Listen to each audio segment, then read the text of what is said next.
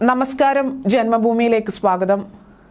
India 2047 വികസിത രാജ്യമാകുമ്പോൾ India എങ്ങനെ വികസിക്കണം എന്നതിന് ആവശ്യമായ രൂപരേഖയാണ് മോദിയുടെ വികസിത് ഭാരത് അവതരിപ്പിക്കുന്നതെന്നും ചൈന വികസിക്കുന്നത് പോലെയല്ല ഇന്ത്യ വികസിക്കേണ്ടതെന്നും മോദി വിഭാവനം ചെയ്യുന്നുവെന്നും capacity building commission chairman Adil Zainul bhai പറഞ്ഞു.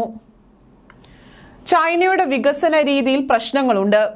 അതിനാലാണ് ഇന്ത്യ വികസിക്കുന്നത് പോലെയല്ല ചൈന വികസിക്കേണ്ടതെന്ന് മോദി സർക്കാർ കരുതുന്നത്. മിഷൻ കർമ്മയോഗി പദ്ധതിക്കായി സർക്കാർ രൂപീകരിച്ച കമ്മീഷനായ കപ്പാസിറ്റി ബിൽഡിംഗ് കമ്മീഷന്റെ 2014 മുതൽ ചെയർമാനാണ് ആദിൽ. ചൈന വികസിക്കുന്നത് പോലെയല്ല ഇന്ത്യ വികസിക്കേണ്ടത്. ചൈനയ്ക്ക് അവരുടേതായ ശക്തിയും വ്യത്യസ്തമായ സാഹചര്യവുമുണ്ട്. ഇന്ത്യയുടെ വികസനം ചൈനയുടേത് പോലെ ആവില്ല എന്നും അദ്ദേഹം പറഞ്ഞു. വികസിത രാജ്യം എന്ന നിലയിൽ ഇന്ത്യ എന്താകണം എന്ന കാര്യത്തിൽ മോദിക്ക് വ്യക്തമായ കാഴ്ചപ്പാടുണ്ട്. ഇന്ത്യയുടെ വികസനം വ്യത്യസ്തമായി ചെയ്യണമെന്നും നമ്മൾ ആഗ്രഹിക്കുന്നുണ്ട്. നമ്മൾ ഏത് കാര്യത്തിനും ചൈനയുമായി താരതമ്യം ചെയ്യുന്നു. എന്നാൽ അടുത്ത 25 വർഷത്തേക്ക് ഇന്ത്യ വികസിക്കാൻ പോകുന്നത് വ്യത്യസ്തമായ പാതയിലൂടെയാണ്. ഇന്ത്യയുടെ കരുത്ത് ചൈനയുടേതിൽ നിന്നും തികച്ചും വ്യത്യസ്തമാണ് എന്നും അദ്ദേഹം കൂട്ടിച്ചേർത്തു.